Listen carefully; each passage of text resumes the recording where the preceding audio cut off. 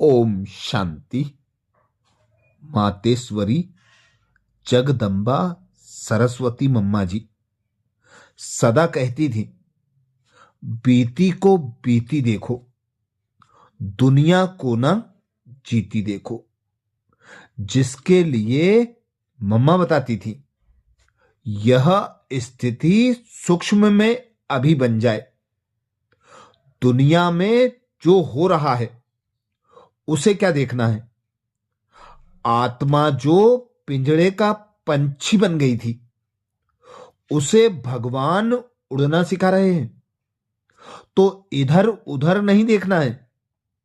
सिर्फ इतनी अक्ल हो कि समय और संकल्प सफल हो, तो सब बातों से फ्री हो जाएंगे। जो बीत गया उसे भूल जाओ और झूठी दुनिया को ना देख, अंतर्मुखी बनो। आत्मा को कोड़ी से हीरे तुल्य बनाओ। सिर्फ बाहर से अच्छा नहीं बनना है, बल्कि अंदर भी कोई इच्छा, आशा और तृष्णा के कीड़े ना लगे हुए हों। ये कीड़े ही मनुष्य को हैवान बना देते हैं। पहले सतोगुणी तो बनो। सतो प्रधान तो बहुत ऊपर की स्थिति है। तमोगुणी को तृष्णा बहुत होती है। मरने की घड़ी में भी खाने में, स्त्री में बुद्धि जाएगी। सूक्ष्म कहां भी हमारी तृष्णा ना हो, कभी आशा ना हो कि कोई मेरा मान करे। निष्कामी बनो तो निरअहंकारी बनेंगे। झूठ क्या है, सच क्या है, पाप क्या है, पुण्य क्या है, कर्म क्या है, विकर्म क्या है, सब भगवान ने स्पष्ट समझा दिया है। मन भटकता है, ये अब पता चला है।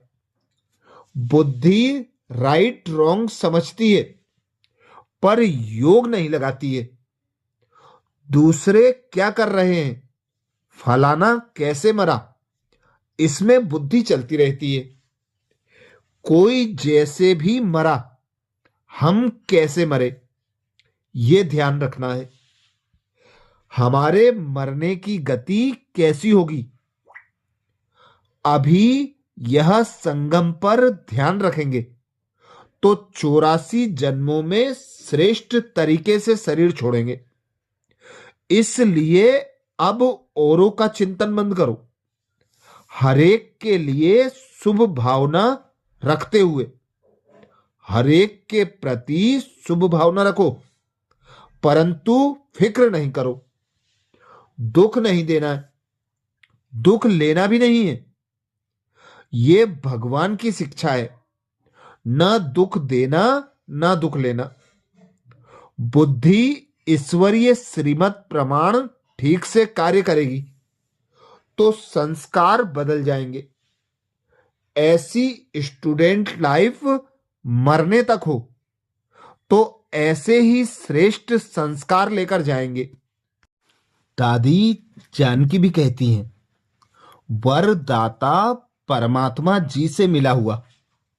हम आत्माओं को वरदान और स्वमान, जिसे फलीभूत कर अपना बनाना है। साक्षी हो पार्ट बजाने वाले, परम पिता परमात्मा संग रहकर साक्षी होकर पार्ट बजाते हुए सफलता मूर्त बनने वाली सर्व संबंधों से साथीपन का अनुभव कर इसी खुशी और नशे में रहते हुए कि पाना था सो पा लिया। मैं आत्मा सफलता मूर्त हूं। दिल जितना खुलता है, बोझ उतना गिरता है।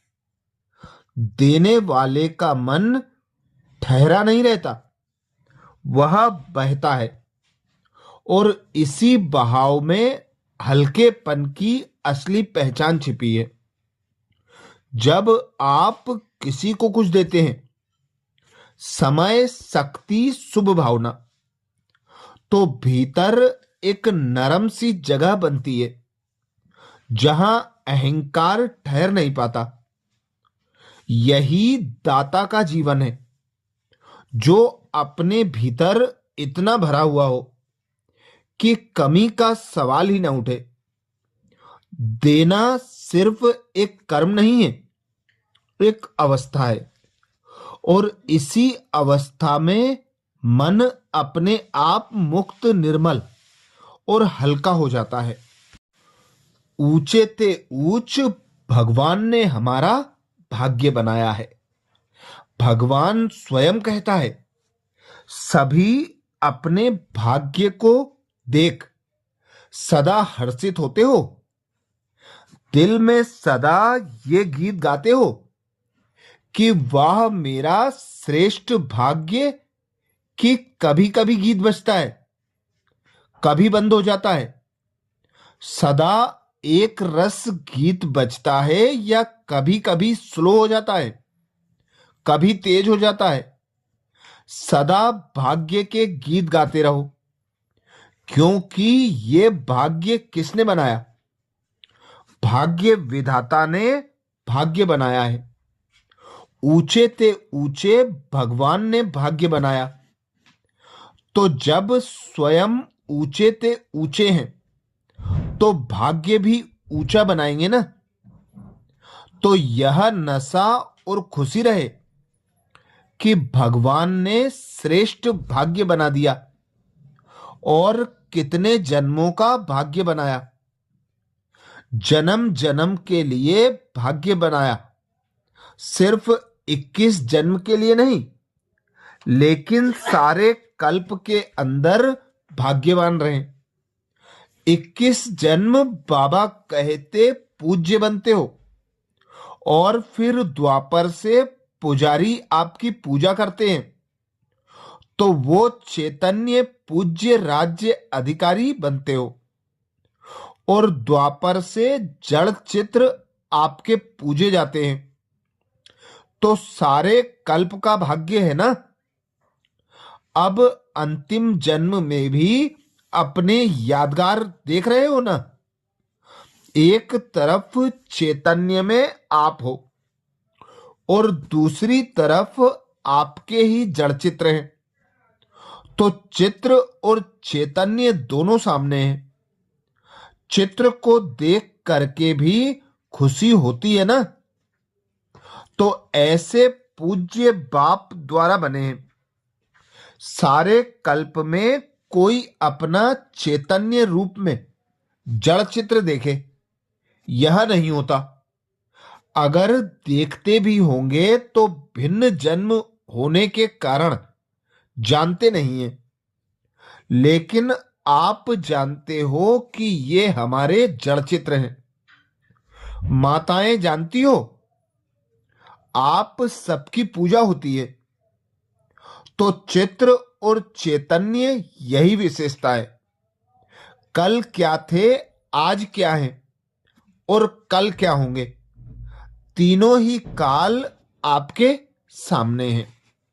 अभी भाग्य विधाता भगवान भी आपके साथ है, आपका भाग्य बना रहा है। तो अब श्रेष्ठ पुरुषार्थ कर, तीव्र पुरुषार्थ कर, बाबा की याद में रहकर कदम कदम श्रीमत को फॉलो करते चलो। यही उच्च पुरुषार्थ है, उच्च पद पाने का आधार है। ऊंचे ते ऊंच श्रेष्ठ भगवान का श्रेष्ठ भाग्य है। अच्छा, ओम शांति।